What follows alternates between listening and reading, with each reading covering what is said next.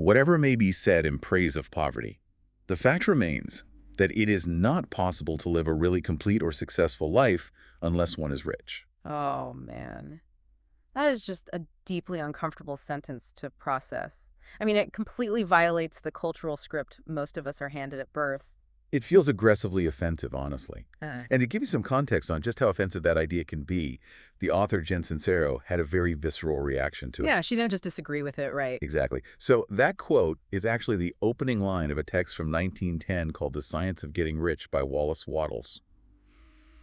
And when Sincero first encountered that book, she read that single sentence, slammed the cover shut in disgust, and literally threw it aside, She was enraged. enraged to her absolute core. But the twist here is the reason why it enraged her. Because years later, after spending the vast majority of her adult life in this agonizing state of financial paralysis, she finally picked the book back up. Right. And those exact words, the ones she found so morally repugnant, became the foundational philosophy that completely re-engineered her mindset and her reality and, honestly, her bank account. Well, we often find that the concepts triggering our deepest moral outrage are actually guarding the exact psychological blind spots we refuse to examine. Oh, absolutely. Her initial disgust wasn't a rejection of the book. It was a defense mechanism. She was protecting her own internalized identity of lack. Which brings us to the core mission of our deep dive today. I want to welcome you to the Book Nook. Today we are exploring the mechanics of wealth creation through the lens of Sincero's transformative guide. You are a badass at making money. It's such a great book. It really is. We're going to deconstruct the psychological barriers, the neurological defense mechanisms, and the terrifying practical leaps required to completely rewrite your financial reality. But to truly unpack the value of the psychological frameworks she presents, we have to ground them in her initial reality. Like, we have to understand the specific flavor of desperation she was operating from. Right? This wasn't someone who was just, struggling to maximize a 401k. Exactly, or trying to afford a nicer car. Sincero was 40 years old, working as a freelance writer, and living in a converted garage in an alleyway in Los Angeles. And to call it a garage is almost generous. I mean, it was a single room, so geographically compromised that she could sit on the toilet, answer her front door, and fry an egg on a hot plate simultaneously. Wow. Yeah, she was living in a perpetual state of financial terror. She avoided the dentist for years because a single cavity would bankrupt her. She was literally holding her shoes together with duct tape. The duct tape detail always gets me. It's so visceral. Yeah. And her social life consisted of meeting friends at restaurants, ordering a glass of tap water, insisting she had eaten a massive lunch beforehand, and then quietly devouring the entire complimentary bread basket just to acquire enough calories to survive the day. Yeah, and her most consistent relationship was with a woman named Sheila who worked at a debt collection agency. But look, that level of poverty creates a specific kind of cognitive load. When you're taping your shoes together, your brain is entirely consumed by immediate survival. But the most critical element of Sincero's situation wasn't the empty bank account. No, it was deeper than that. Right, it was her underlying philosophical stance. Fundamentally and deeply and subconsciously, she believed that money was inherently evil, and that desiring it was a moral failing. And that belief system is the architecture of her poverty. Yeah. I mean, the physical reality of the duct tape and the free bread was just a lagging indicator of her internal programming. Exactly. So our goal today is to map out the exact sequence of psychological shifts she used to go from an alleyway garage to generating 7 figures. Because the premise she operates on is profound. If someone with her specific set of deeply entrenched self-sabotaging beliefs could rewrite her reality. Then the methodology is universally applicable. Anyone can do it. Right. So where do we start? Well, the necessary starting point for that methodology is confronting a phenomenon we can identify as the poverty complex. The poverty complex. Yeah. This is the intricate web of societal messaging, religious undertones, and internal programming that causes us to actively and subconsciously repel wealth, even while our conscious minds are desperately trying to acquire it. Oh, wow. So we're fighting ourselves. Totally fighting ourselves. Sincero posits a fascinating argument here. She suggests that the primary obstacle to financial abundance isn't a lack of capital or a deficit of good ideas. Or bad luck. Right, not bad macroeconomic luck. The bottleneck is that we fundamentally refuse to grant ourselves permission to be wealthy. I want to stop on that word, permission. Because Why would an autonomous adult require permission to acquire resources? I mean, if you ask anyone on the street if they want $1 million, they will universally say yes. The conscious desire is glaringly obvious. Well, the conscious desire is obvious for sure, but it operates in direct conflict with a deeply embedded societal narrative. Right. For centuries, our cultural and moral frameworks have equated wealth with corruption, greed, and exploitation. We're handed this script that suggests there is inherent nobility in the struggle. Like the starving artist trope. Exactly. The starving artist, the humble laborer, the ascetic. These are the archetypes we have historically elevated as morally pure. So when you try to generate wealth, you are fighting against an invisible cultural current that tells you your desire is shameful. So how do we get past that shame? Well, Sincero addresses this by completely dismantling and redefining the word rich. She strips away all that cultural baggage of hoarding or exploitation or grotesque luxury. Okay, so what is her definition then? Her definition is purely functional. Being rich simply means possessing the ability to afford all the things and experiences required to fully realize your most authentic life. That reframing changes the entire emotional texture of the goal. Yeah. It removes the guilt. Like, it isn't about acquiring a fleet of super yachts just to prove dominance. No, not at all. It's just about possessing the resources necessary to express who you actually are. And she grounds this in a biological reality using an analogy about Mother Nature that I just love. Oh, the oak tree. Yes. If you observe the natural world, every single organism is biologically programmed to take up space, consume resources, and thrive to the absolute maximum of its genetic potential.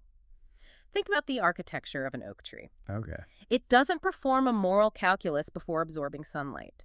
It doesn't apologize to the surrounding vegetation for pulling nitrogen and water from the soil. Right, it just grows. Yeah, it doesn't feel greedy when it drops thousands of acorns across the forest floor to spawn the next generation. It simply expands to its fullest possible expression. Nature is a hyper-efficient system entirely predicated on maximum growth and resource utilization. And we're the exception. We're the only biological organisms on the planet that actively shrink ourselves, restrict our growth, and deny our own expansion out of some manufactured sense of moral superiority.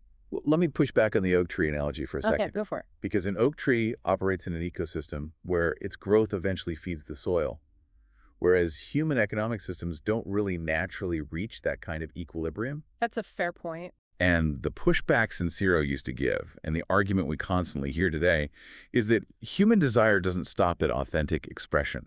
Like, if every single person on Earth aggressively pursues maximum wealth, don't we just accelerate the hoarding of capital? And the depletion of natural resources. Exactly. And the destruction of the planet. Doesn't the pursuit of wealth inevitably breed the very greed we are taught to fear? So that is the most common intellectual defense of the poverty complex. But it requires us to separate the mechanism of wealth from the psychology of the individual wielding it. Okay, break that down. The text clarifies this distinction very sharply. Greed is not a byproduct of wealth. Greed is a manifestation of a scarcity mindset. Wait, greed comes from scarcity. Yes. It originates from the exact same psychological root as poverty. Think about the billionaire who pollutes a river to save a fraction of a cent on manufacturing costs, Yeah. or the executive who hoards capital while underpaying workers. They are not operating from a state of abundance. They are acting out of a deep, unhealed terror that there is not enough to go around. Their hoarding is literally a trauma response. Wow. Yeah, Sincero argues that a healthy, unneurotic desire for wealth is synonymous with a desire for life. I mean, the etymology of the word desire itself traces back to of the sire or of the creator. So the hoarding billionaire and the person starving in the alleyway are actually suffering from the exact same psychological affliction. It's just expressed at totally different ends of the financial spectrum. Precisely. Both believe resources are finite and terrifyingly scarce. That is fascinating. And from a purely utilitarian standpoint, denying your own expansion does not alleviate the suffering of others. Right. Me being poor doesn't help anyone else. Exactly. You choosing to remain impoverished doesn't put a single meal on the table of a starving family across the globe.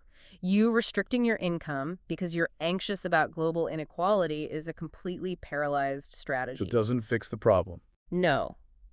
If you actually possess a desire to rectify the systemic issues of the world, acquiring wealth is the most effective lever you can pull. Wealth provides the kinetic energy, the optionality, the physical infrastructure, and the systemic influence to enact massive positive change. Because you can't distribute what you haven't acquired. Exactly. It's the classic airplane oxygen mask principle applied to Oh, macroeconomics. that makes logical sense. Like if you have capital, you can fund research, you can build infrastructure, you can hire people who need jobs. But logic alone doesn't rewrite our conditioning. We're just so easily tangled in the expectations of our immediate social Oh, circles. heavily tangled. And Sincero illustrates this loss of authentic desire with an anecdote about an owl collection. I want to explore this because it perfectly captures how we accidentally surrender our identity. The Owl Collection is a masterclass in unintentional identity foreclosure. It really is. So the story goes, a woman is walking through a market with her mother, and she casually points to a small wooden carving of an owl. She makes this offhand comment, something entirely innocent, like, oh, isn't that cute? And in that single moment, she sealed her fate. She did. She essentially handed her family a blank check to define her personality Yep, the mother registers that comment. and tells the extended family that her daughter loves owls. The family tells their friends. And suddenly, every birthday, every holiday, this woman is bombarded with owl-themed merchandise. It just snowballs? She receives owl pot holders, owl-shaped clocks, fuzzy owl slippers, needlepoint owl pillows, ceramic owl figurines. Her entire physical environment is hijacked by owls. And she hates them. Right. Secretly, she despises the collection. Right. But because she wants to be polite, because she doesn't want to cause friction or reject her family's attempts at affection, she smiles. She said thank you. And she accepts her new identity as the owl lady. Wow. She just tolerates a reality she absolutely hates just to maintain the comfort of social equilibrium. And what Sincero is illustrating there is the exact psychological mechanism we use to construct our financial realities. How so? We allow our parents, our socioeconomic class, and our peers to assign us an identity. We absorb their definitions of what constitutes a realistic salary, or what kind of ambition is deemed appropriate. Or what level of wealth is acceptable before you're considered greedy. Exactly. We internalize these external judgments, and suddenly we wake up living in a financial reality we despise, completely surrounded by metaphorical owl pot holders. Oh man, that is such a good way to put it. We stay trapped in this mediocre existence because we refuse to endure the social friction of standing up and saying, I do not want this. My desires are larger than the identity you have constructed for me. That realization is a heavy burden, though. If you wake up and realize your entire financial life is a collection of unwanted owls, the instinct is to just try harder, to work longer hours, to apply for a better job. But Sincero makes it very clear that simply deciding to change your reality using conscious logic almost never works. Why does the logical approach fail so consistently? It fails because we fundamentally misunderstand who is driving the vehicle. We attempt to alter our financial reality using our rational adult prefrontal cortex, the part of the brain that reads spreadsheets, understands compound interest, and sets New Year's resolutions. Like the logical part. But that part of the brain is not in control.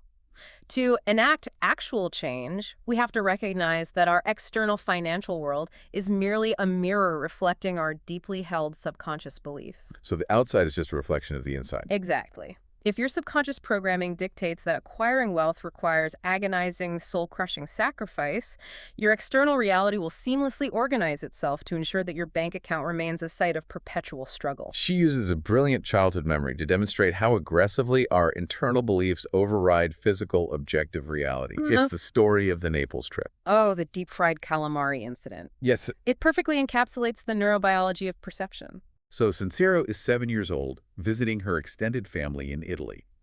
They are at a large, bustling seafood restaurant in Naples. The adults are sharing large platters of food.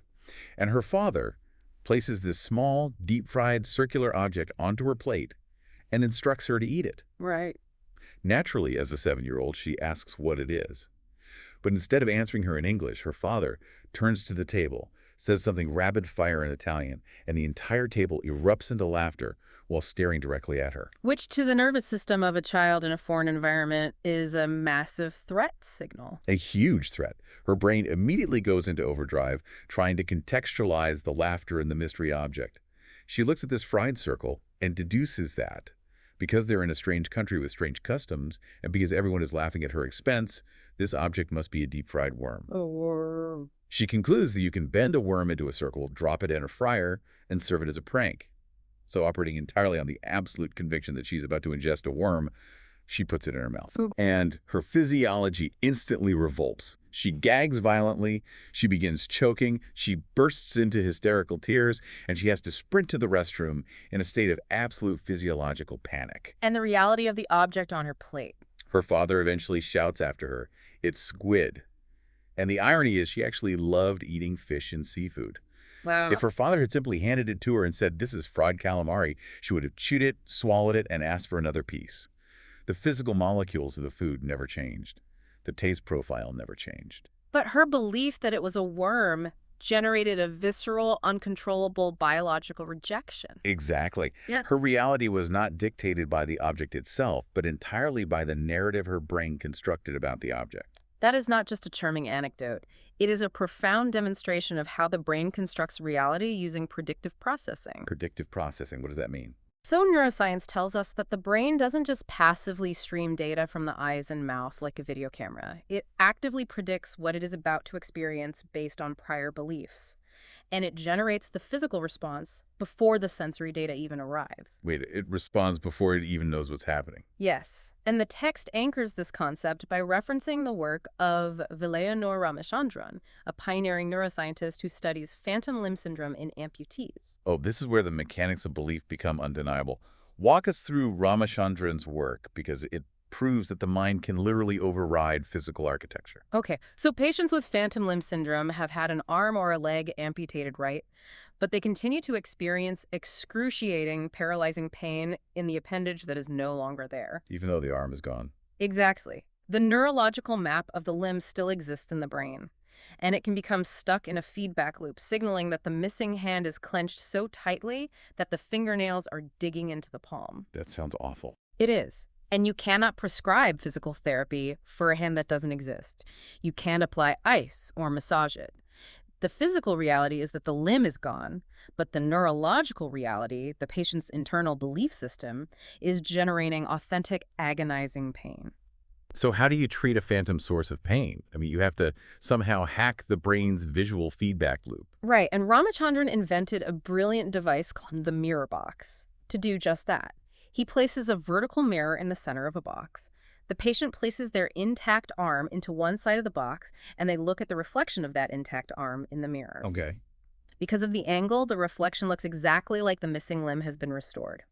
Ramachandran then instructs the patient to clench both hands, the real one and the phantom one. Then he tells them to slowly unclench. And what happens? As the patient watches the reflection of their intact hand opening and relaxing their visual cortex, sends a massive signal to the brain saying, look, the missing hand is finally unclenching. The tension is gone. The brain accepts this visual belief, updates its predictive model, and the phantom pain completely vanishes. That is staggering. By forcing the mind to accept a new visual reality, the physical sensation of pain is eradicated.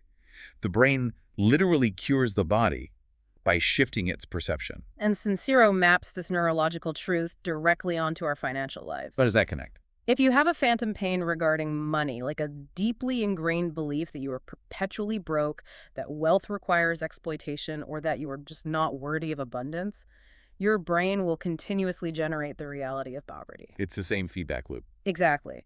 To change your financial output, you must use psychological mirror boxes to trick your brain into unbelieving its own scarcity. You have to bypass the logical mind and negotiate directly with the entity generating the beliefs. And Sincero personifies this subconscious entity as the Little Prince. Yes, the Little Prince. It's such a disarming name for the mechanism that controls our destiny. She describes the subconscious as a 7-year-old boy who, due to some bizarre royal tragedy, suddenly inherits the throne and becomes king of the realm. Right, he's in charge now. He is handed absolute control over the kingdom of your adult life, but he is running the entire operation based on the limited, unprocessed, highly emotional observations he made while doing somersaults in the front yard a decade earlier. It perfectly breaks down how we self-sabotage. Because when you're born, your neurological hard drive is essentially blank regarding economics.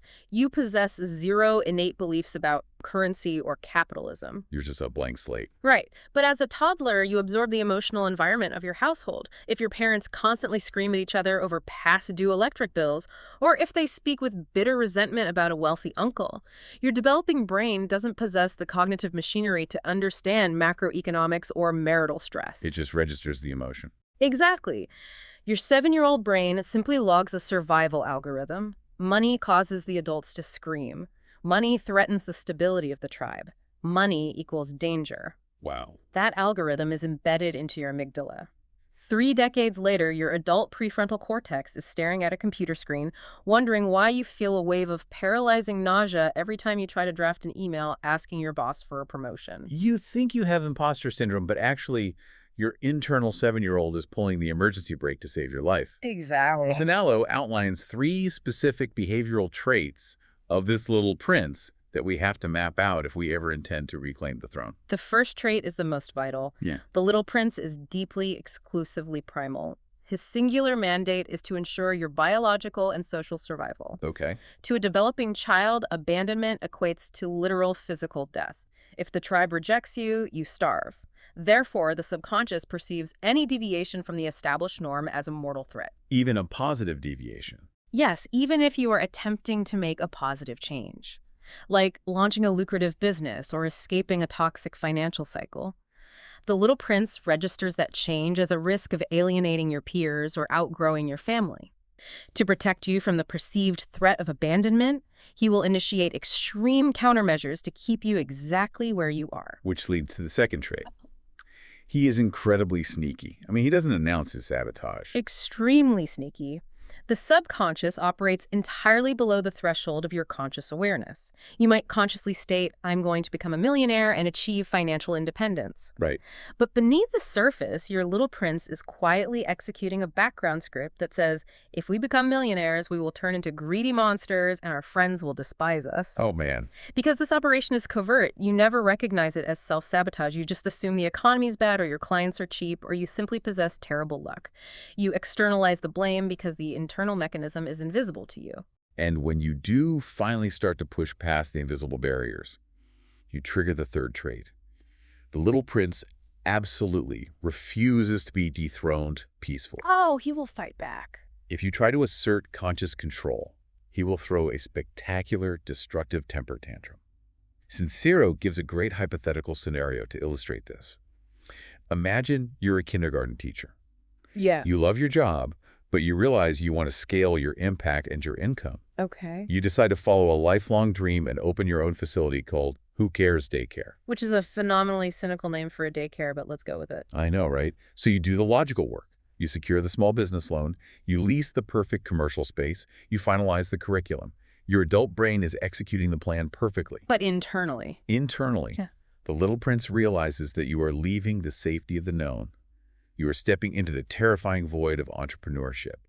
He interprets this success as a massive impending disaster. So how does he stop you? He doesn't just make you feel a little nervous. He goes nuclear. The day before you're scheduled to sign the final bank documents, he suppresses your immune system, and you suddenly come down with a violent, incapacitating case of the flu. Wow. Or he floods your system with cortisol and sparks a massive relationship-ending fight with your spouse over something totally trivial. Or he quietly nudges you to drink 4 martinis the night before your massive pitch meeting, ensuring you arrive hungover and fail. That's sabotage. He will weaponize your biology, your relationships, and your impulses to force you back into your comfort zone. I want to talk about that term, the comfort zone. Yeah. Because it's such a pervasive buzzword. We treat the comfort zone like it's a luxurious lounge we get to relax in. But really, if you examine the architecture of a comfort zone, the walls aren't made of pillows. What are they made of? The walls are lovingly decorated with our lifelong collection of favorite excuses. Oh. We treat our excuses like high-end artwork. We frame a thought like, I can't start a business because I don't have an MBA. We hang up a belief like, I can't invest because I am inherently bad at math. We curate this gallery of limitations so perfectly that we never have to justify walking out the front door. That is a phenomenal architectural metaphor. Those framed excuses provide the illusion of safety. They insulate us from the vulnerability of trying and failing. But Sincero is brutally uncompromising on this point. The security of the comfort zone is a complete hallucination. How so? You can stay in your safe, miserable corporate job, avoiding all entrepreneurial risk, and you can still be laid off on a random Tuesday because a hedge fund bought the company. Life is inherently unavoidably risky. Attempting to insulate yourself from the fear of failure doesn't actually protect you from disaster. It only guarantees that you will experience a stagnant, unevolved, and ultimately impoverished life. Okay, so we arrive at the mechanical problem here. Hmm. If the little prince is securely on the throne, running the kingdom, generating phantom pains, and throwing physiological temper tantrums every time we try to remove an excuse from the wall, Right. how do we bypass him? How do we reprogram a system that actively fights our conscious intentions? To reprogram the system, you must understand the exact hierarchy of how the human mind generates reality. Sincero maps this out as a sequential process, and she visualizes it like the mechanics of a road trip. A road trip, okay. The foundational layer, the driver of the vehicle, is your beliefs. Beliefs dictate the final destination.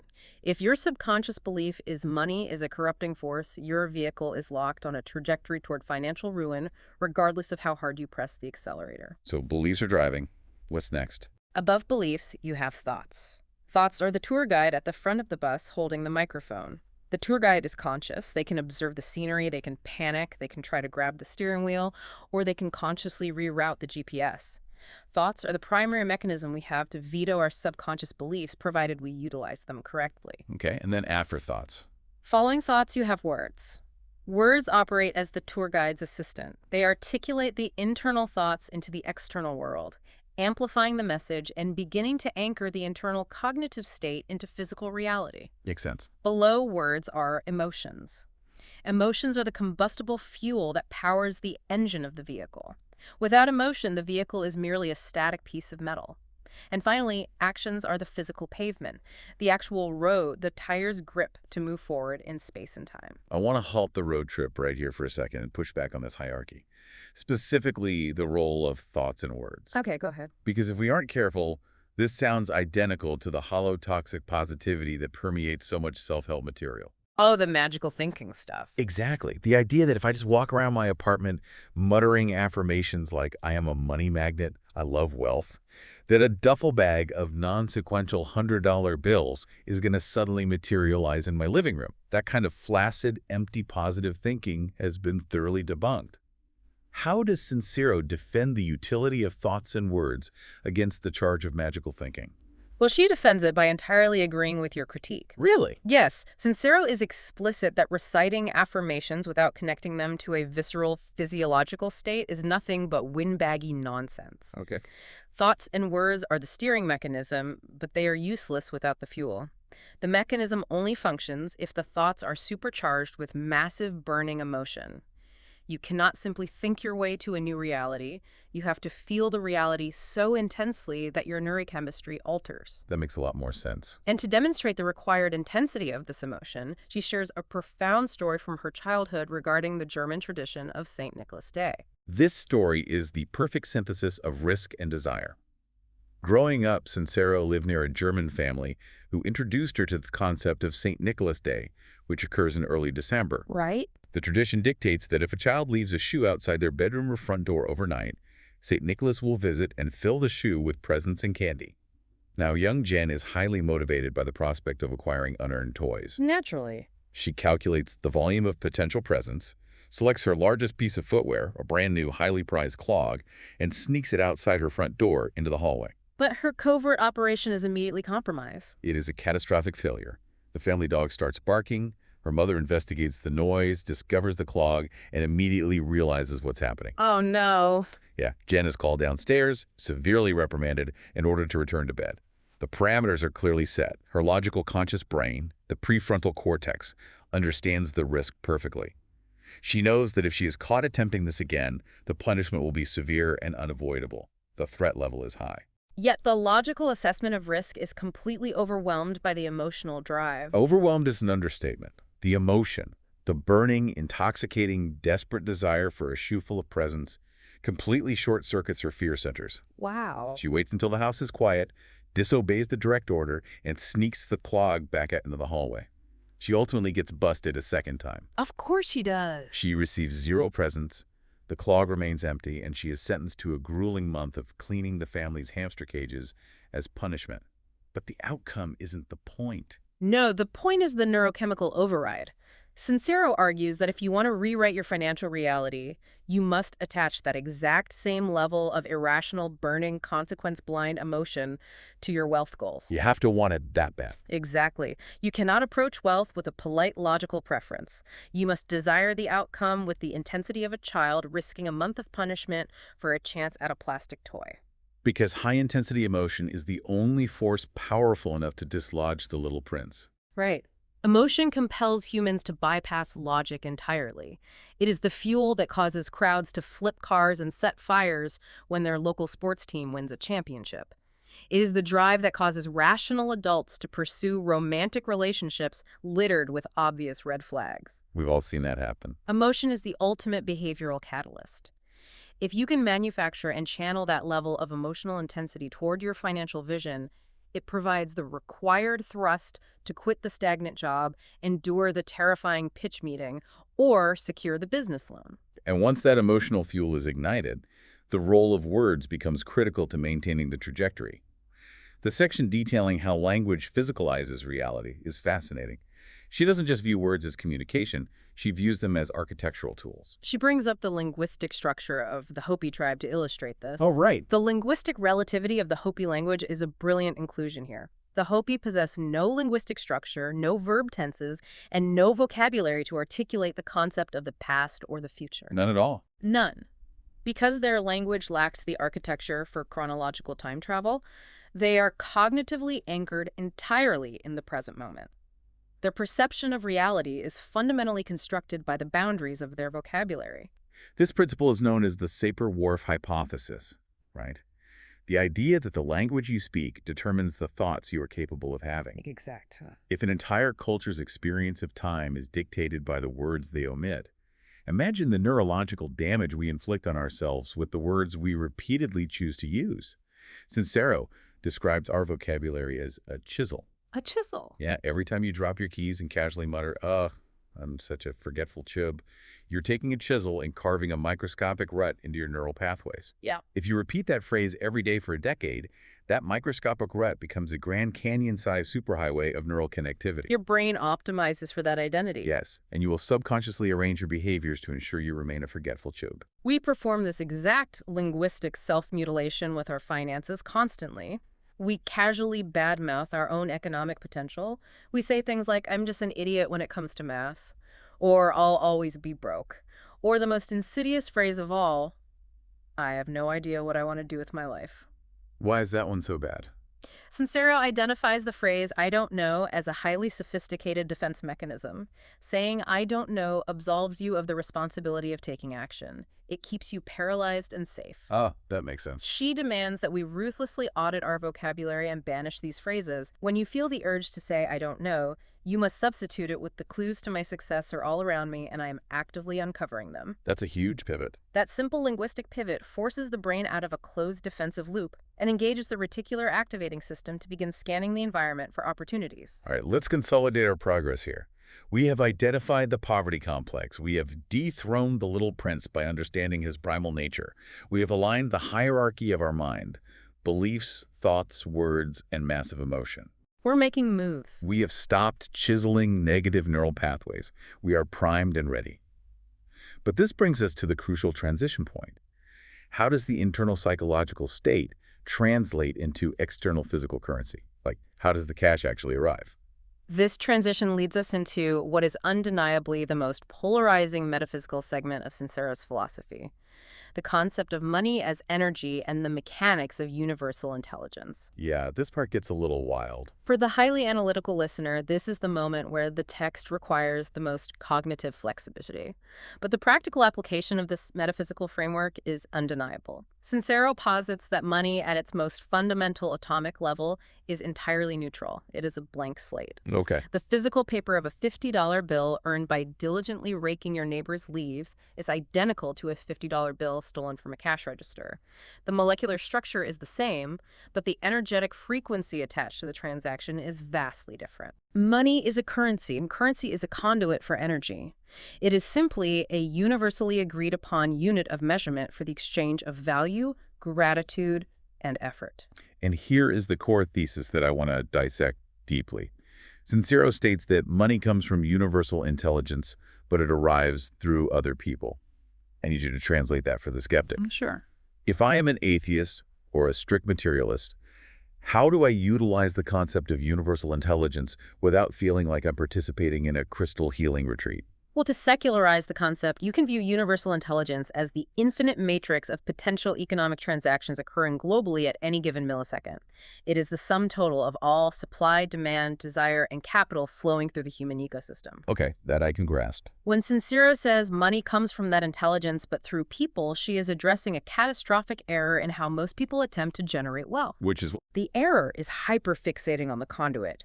When people need money, they laser focus on one specific person, a singular boss, a singular client, a singular investor, and demand that the money arrive from that specific source. They try to force the conduit. And Sincero uses a brilliant, almost absurd analogy to illustrate why forcing the conduit destroys your leverage. It's the Obi-Wan Kenobi scenario. It is the perfect distillation of sales psychology and energetic frequency. Imagine you desperately need to raise $4,000. Your beloved grandmother has a lifelong dream of attending a prestigious quilting convention in Nova Scotia, and you want to buy her a first-class ticket. A noble goal. To generate the capital, you decide to sell your most prized possession, a rare, unopened, vintage Obi-Wan Kenobi action figure with a double telescoping lightsaber. Very rare. You post it online and you find a potential buyer, but the buyer is hesitant. They are asking questions, requesting more photos, and trying to negotiate the price down. If you are operating from a state of lack, your immediate instinct is to smother that buyer. You stalk their inbox. You write long, desperate paragraphs justifying the price. You begin negotiating against yourself dropping the price because you are terrified they're going to walk away. You project an aura of neediness. Exactly. You are trying to force this one specific human to be the source of your wealth. You are obsessing over the conduit. Right. Sincero argues that this approach lowers your energetic frequency to the level of desperation, and desperation is a repellent. In business, humans can subconsciously detect desperation from a mile away, and it instantly signals that the asset being sold lacks value. So what do you do instead? Sincero instructs you to elevate your frequency. You must detach entirely from the specific buyer and refocus your emotional energy on the value of the exchange. Okay. You focus on the immense joy a hardcore Star Wars collector is going to experience when they finally hold this pristine artifact. And simultaneously, you hold the vivid emotional image of your grandmother sitting in a first-class seat, sipping complimentary champagne as she descends into Nova Scotia. That's a great image. You vibrate at the frequency of joy, gratitude, and high value. You hold that state, and you let the broader market, the universal intelligence route, the correct buyer to you. The individual people are just delivery mechanisms. She uses a phrase that is both hilarious and profound. People are to money what a French fry is to ketchup. What a French fry is to ketchup. It perfectly demystifies the transaction. Mm-hmm. I mean, the French fry isn't the prize. It is simply the starch vehicle required to transport the ketchup to your palate. Exactly. If one fry snaps in half, you don't weep over the broken potato. You don't scream at the fry. You simply discard it, reach into the carton, and grab another fry to complete the objective. People are just the vehicles delivering the abundance. Right. If one client walks away, you don't collapse in despair because you know the universe possesses an infinite supply of French fries. Infinite fries. If you obsess over the hesitant buyer, your tunnel vision might cause you to completely ignore the enthusiastic, wealthy collector standing right behind him holding a briefcase full of cash. This mechanism of holding the frequency of the end result before it materializes is famously exemplified by the comedian Jim Carrey. Sincero frames this legendary piece of Hollywood lore as the ultimate proof of concept. Yes, the Jim Carrey check. In the early 1990s, long before Ace Ventura or The Mask, Jim Carrey was a struggling, largely unknown actor. He was practically destitute. Yeah, he was really struggling. He drives his battered, unreliable car up to the top of Mulholland Drive, overlooking the sprawling wealth of Los Angeles. He is sitting on the hood of his car, literally eating baked beans straight out of a tin can to survive. Wow. And in that moment of profound physical poverty, he pulls out his checkbook. He writes a check to himself for $10 million, puts in the memo line for acting services rendered, post dates it for Thanksgiving of 1995, and places it in his wallet. But the physical act of writing the check is just a neat parlor trick, right? The neuropsychological work he performed afterward is what actually alters reality. That is the critical distinction. He didn't write a fake check and then sit on his car weeping in self-pity about his cold beans. He closed his eyes and vividly hallucinated his success. He fell madly, obsessively in love with his vision. Yes, he cultivated a physiological state of wide-eyed gratitude for the millions of dollars and the massive movie roles that hadn't even happened yet. He felt it before it was real. He forced his nervous system to experience the reality of being a blockbuster star. He held that frequency with such uncompromising conviction that his external reality eventually had no choice but to organize itself to match his internal state.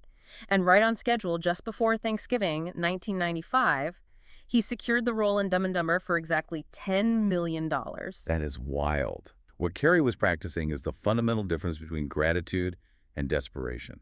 Let's analyze the neurochemistry of those two states. Let's do it. Desperation is an alarm system. When you are desperate, your internal signal is constantly broadcasting. I do not have it. I am empty. I am under threat. This state triggers the release of stress hormones, narrows your cognitive bandwidth, and literally limits your brain's ability to perceive peripheral opportunities. Desperation repels wealth because it operates on the frequency of poverty. Right. Gratitude, conversely, is the biological signal of safety and abundance. When you feel gratitude, even for an event that hasn't chronologically occurred yet, which psychologists call prospective memory, you are signaling to your brain that the resource has already been acquired. Your nervous system relaxes, your cognitive field expands, and you build an unshakable trust in the process. Gratitude acts as a magnetic force because it vibrates at the frequency of completion. Okay, so the mindset is recalibrated. The energetic frequency is tuned to gratitude rather than desperation. We are holding the vision of the $10 million check. We've got the vision. But we established during the road trip analogy that actions pave the road. You cannot sit on the hood of your car on Mulholland Drive eating beans for 30 years and expect the money to teleport into your pocket. No, you have to put the vehicle in drive. And Sincero is terrifyingly clear on this point. The required action is not sensible, measured, or comfortable. She demands huge, uncomfy, pants-wetting action. Pants-wetting action. Sensible action yields sensible incremental results. If you want a quantum leap from an alleyway garage to a seven-figure empire, you must induce a shock to the system. Taking massive, terrifying financial risks is the only mechanism powerful enough to jolt the subconscious little prince out of his complacency and force him into a state of rapid evolution. And Sincero highlights a fascinating physiological truth to reframe how we view these risks. Fear and excitement are identical biological states. I love this concept. The body doesn't know the difference. It doesn't. Whether you're peering over the edge of a bungee jump platform or you're about to walk on stage to accept an Academy Award, your autonomic nervous system executes the exact same protocol. Your heart rate spikes, your pupils dilate, your palms sweat, cortisol and adrenaline flood your bloodstream, and your breathing becomes shallow. The physical sensations are totally indistinguishable. The only difference between sheer terror and exhilarating joy is the cognitive label your prefrontal cortex applies to the sensation. You have the autonomous power to label that physiological arousal not as a threat, but as the rush of impending growth. And we have to look at how Sincero practically applied this because her personal leaps were borderline psychotic to a rational observer. Let's look at her first major escalation. Okay. She is beginning to build her coaching business, but she is still trapped in a scarcity mindset, grossing a meager $30,000 a year.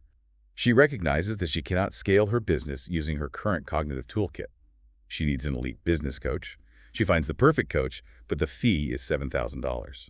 To contextualize, that $7,000 is nearly 25% of her gross annual income for a single service. It's an astronomical percentage. Yeah. She obviously does not have liquid capital lying around. To hire this coach, she has to max out her existing high-interest credit cards.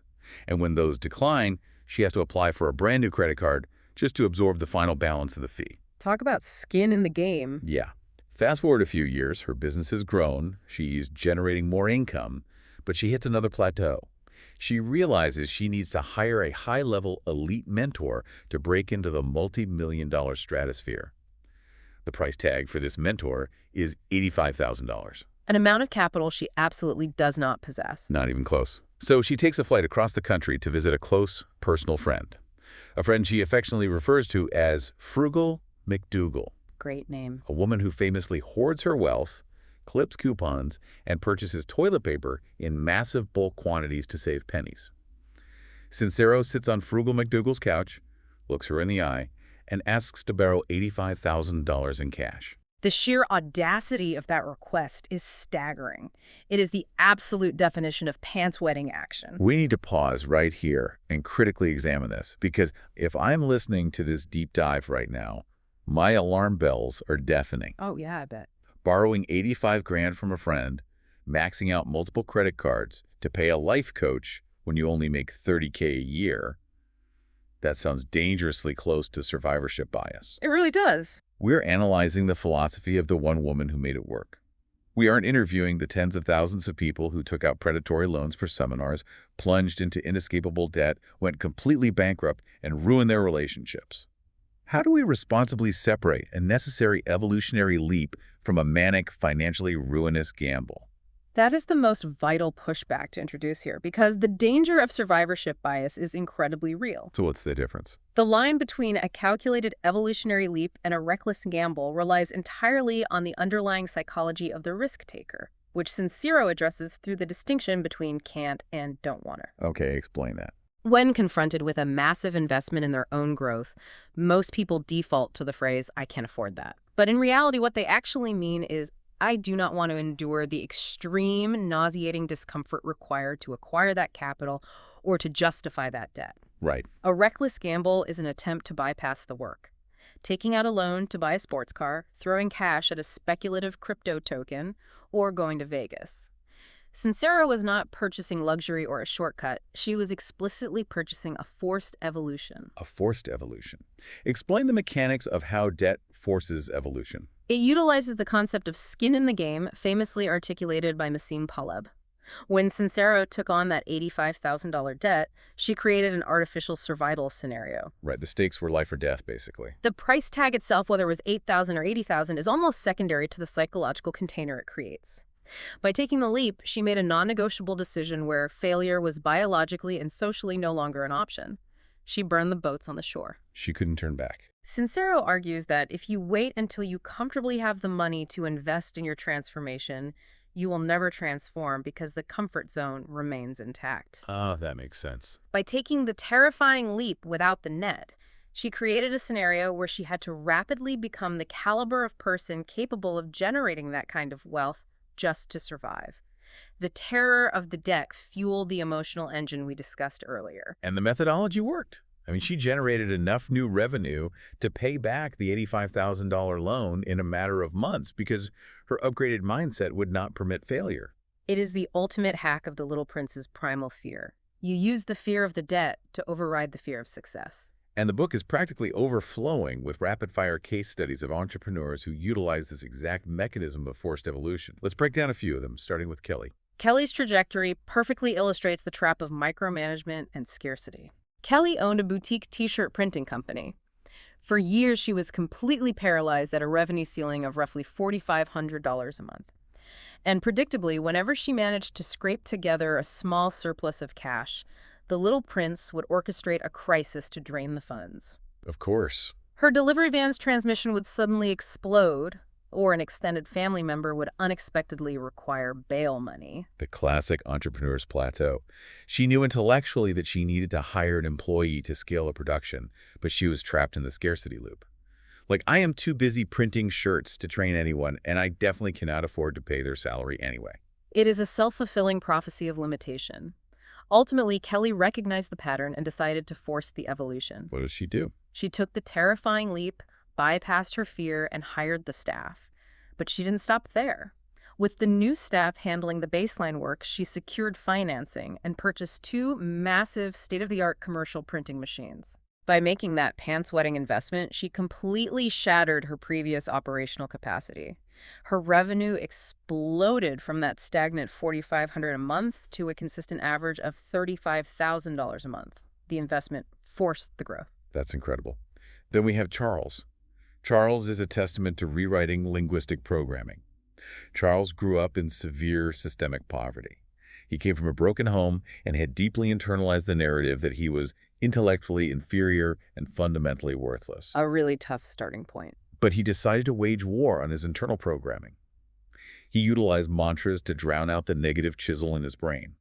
But more importantly, he utilized extreme action through exposure therapy. He began applying for and attending hundreds of corporate job interviews. Not because he wanted all those jobs, right? No, exactly. He did it to deliberately practice the skill of existing in high-pressure environments. He used the interviews as an incubator. He subjected himself to the terror of the boardroom over and over again till his nervous system recalibrated. And then it clicked. Eventually, during one of these high-level interviews, he had an epiphany.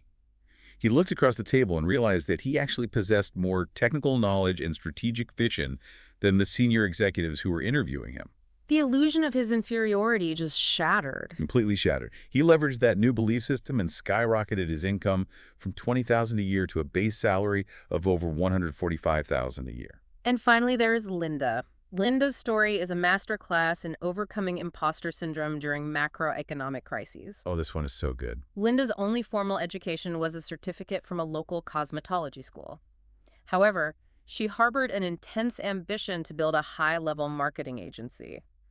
For years, she was plagued by the fear that she was profoundly out of her league, terrified of negotiating with Ivy League-educated corporate investors. But she pushed past the fear and launched the agency anyway, and then the 2008 global financial crisis hit. The worst time possible. The markets imploded. Her competitors were declaring bankruptcy, shuttering their offices, and fleeing the industry. The panic was absolute. In the midst of that chaos, she consulted her mentor, expecting advice on how to liquidate. Instead, her mentor delivered a piece of advice that shifted her entire paradigm. Let your investors fire you. Do not fire yourself. Do not fire yourself. That is a spectacularly profound directive. It means do not voluntarily exit the arena just because the environment feels hostile. Force them to remove you, but never disqualify yourself. And she listened. Linda refused to capitulate to the panic. She held her ground, absorbed the terror, and today she operates an agency billing over $1.5 million annually. Which brings us to the ultimate synthesis. We have explored the theory, the neuroscience, the metaphysical energy, and the radical actions. But how does the individual listening to this deep dive right now translate these massive concepts into immediate, actionable execution? Right, what's the next step? Sincero concludes her methodology with a series of highly practical, concrete exercises designed to initiate the reprogramming process today. The first practical step is an exercise that sounds completely absurd on its face, but is psychologically devastating in its effectiveness. It is writing a Dear Money letter. It is an exercise in narrative therapy and externalization. Sincero instructs you to sit down with a pen and paper and write a deeply personal, emotionally raw letter to money, treating money not as an abstract concept, but as a living, breathing human being that you are currently in a romantic relationship with. And when Sincero finally performed this exercise, she bypassed her logical brain and just let her subconscious pour onto the page. What did it say? Her letter read something along these lines. Dear Money, I love you and I desperately want you in my life, but I fundamentally do not trust you. You are incredibly fickle and you are never there for me when I truly need you. Honestly, I feel dirty and ashamed even admitting that I want you. I wish I didn't need you at all. Frankly, you suck. Oh, man. I want you to imagine looking a human partner in the eye and delivering that exact monologue. I desperately need you, but I don't trust you. I am ashamed to be seen with you, and I think you are a terrible entity. If you spoke those words to a romantic partner, they would immediately pack their belongings, walk out the door, and sever all contact with you. Unquestionably. And Sincero argues that energy responds the exact same way. If you project a subconscious aura of resentment, mistrust, shame, and desperate neediness toward wealth, wealth will actively avoid your energetic field. The purpose of the letter isn't magic. It is diagnostic. Exactly. Writing the letter bypasses your intellectual defenses and forces your hidden toxic resentments onto the paper where you can finally observe them. You cannot rewrite a belief system until you accurately diagnose the disease. Once the diagnostic letter is complete, the second step is rigorous, uncompromising quantification. Do your numbers. Sincero has an absolute zero-tolerance policy for financial vagueness. Yeah. You have to eradicate phrases like, I just want to make a lot of money, or I want to be comfortable. Vagueness is a shield against failure. If you don't define the target, you can never mathematically fail. But you also ensure you will never succeed. Ambiguity aversion. It's much safer to be vague. Exactly. If you walk into a crowded deli and shout at the counter, "I am very hungry, I want a sandwich," the staff cannot fulfill the order. They will ignore you.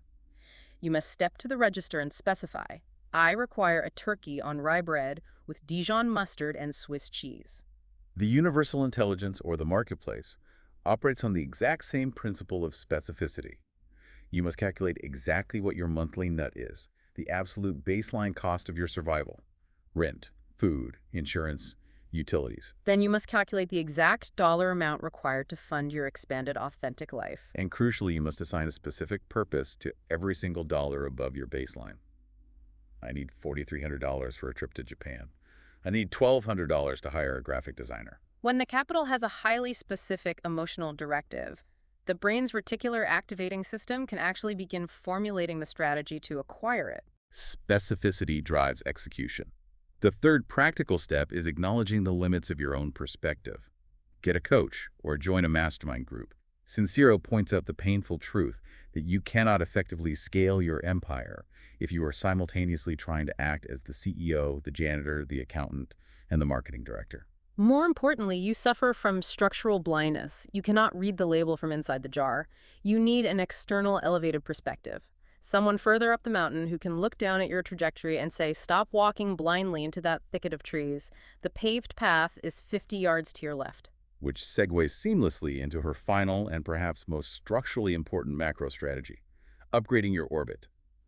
If you are serious about permanently altering your financial reality, you cannot remain in the same social ecosystem. You must ruthlessly curate the environment and the people you surround yourself with. She uses an analogy here that I find completely mesmerizing, is the physics of the bridge. The resonant frequency analogy. It perfectly encapsulates the concept of emotional contagion. It's a well-documented principle in military strategy and structural physics.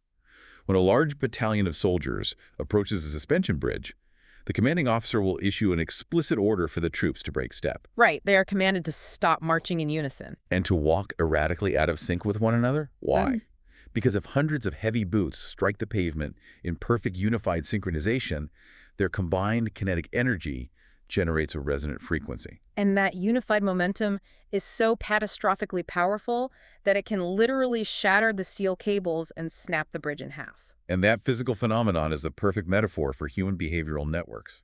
Sociological research, like the work of Nicholas Christakis, proves that behaviors, mindsets, and even obesity or wealth spread through social networks like a virus. If you spend your days surrounded by individuals who march to the rhythm of the poverty complex, people who constantly complain about the macroeconomy, who maliciously gossip about the success of others, who whine about their management, and who wear their financial struggles as a badge of moral superiority, you are marching in perfect synchronization with limitation. That collective rhythm will keep you permanently trapped on the wrong side of the river. However, if you actively upgrade your orbit, if you immerse yourself in a mastermind or a friend group of high-frequency, kick-ass individuals who are taking terrifying risks, discussing innovative ideas instead of other people, and casually generating wealth. If you align your stride with their march, your combined kinetic energy will generate a momentum so powerful it will completely shatter the structural limitations of your old financial reality. It will snap the bridge of your poverty complex. It is the psychological phenomenon of raising your baseline normal. If your current peer group considers spending $100 on an educational course to be a reckless extravagance, your little prince will generate immense shame when you try to invest in yourself. But if you upgrade your orbit and your new peers are casually discussing the logistics of their six-figure product launches over coffee, the prospect of generating $10,000 suddenly stops feeling like a mythical impossibility. It simply becomes the baseline operational standard. As Sincero brilliantly summarizes it, badassery seeks its own level. Badassery seeks its own level. That is a principle worth permanently etching into your awareness. So as we synthesize the totality of this deep dive into "you are a badass at making money," we have to step back and answer the ultimate question: why does this text matter? In a sea of financial advice and self-help literature, why should you, the listener, care about Jen Sincero's methodology? It matters profoundly because it acts as an aggressive solvent against the victim mentality. It systematically strips away every carefully framed excuse you have hung on the walls of your comfort zone. We spend the vast majority of our brief existence on this planet playing defense. We play not to lose, rather than adopting the vulnerability required to play to win. We cling to these manufactured narratives of stability, conveniently ignoring the objective reality that we are hurtling through an infinite vacuum on a rock and absolutely nothing is guaranteed. This book is a visceral wake-up call reminding you that your tenure here is shockingly brief, and shrinking yourself into a state of acceptable mediocrity serves absolutely no one. It is a manifesto for anyone who is exhausted by the suffocating anxiety of clipping coupons. It is for the individual who is sick to their stomach of settling for a lukewarm, compromised existence. It is for the person who is finally ready to cultivate a state of fierce, uncompromising determination and declare, I am inherently worthy of experiencing a fully funded, wildly authentic, maximally expanded life. And to anchor this all back to reality, I want to return to a diagnostic metaphor that clarifies the entire journey. We constantly wish that our internal psychological state was visible. We wish we could take an X-ray of our beliefs to see exactly where the fracture is located. The ultimate diagnostic tool. What Sincero's philosophy ultimately reveals is that your financial reality is the X-ray. There is no ambiguity. There is no mystery. Your bank account is the stark, jagged, high-contrast white line illuminating the exact condition of your subconscious programming. If the bank account is broken, the underlying belief system is broken. And just like a fractured bone, the only way to facilitate proper healing is to forcefully, painfully snap the bone back into its correct alignment, endure the agony of the reset, and allow the new structure to fortify. That is a staggering realization. You cannot heal the fracture by pretending the bone isn't broken or by blaming the sidewalk you tripped on. You have to endure the terrifying pain of the reset. Thank you so much for breaking down the mechanics, the neuroscience, and the psychology of this text with me. If you found value in this deep dive, please ensure you subscribe to the Book Nook so you never miss an opportunity for deep literary exploration. Our mission is to continuously help you deconstruct the ideas that possess the power to radically shift your trajectory. And before we conclude our time together today, we want to leave you with one final, deeply provocative question to process. Throughout this discussion, we have explored the mechanics of the why. Sincero insists that your internal why must generate enough emotional fuel to override your fear. But I challenge you to go one layer deeper into your own psyche today. I want you to ask yourself, what is the one raw, highly specific, borderline selfish reason you desire wealth? The reason you are too embarrassed to admit aloud at a dinner party. Is your true motivation to acquire enough capital to humiliate a former boss who told you that you lacked potential? Is it to generate enough passive income to hire a full-time private chef because you secretly guiltily despise cooking dinner for your children every night? Strip away the noble, socially acceptable answers. Locate the unvarnished, uncensored, slightly primal billet. Why? That truly ignites your neurochemistry. Because the moment you tap into that level of authentic emotional truth, the little prince loses all his leverage. You become an unstoppable force of nature. Identify the raw truth. Find the real why. And we want to hear from you. Drop a comment below and tell us which book you'd like us to explore next. We read every single one.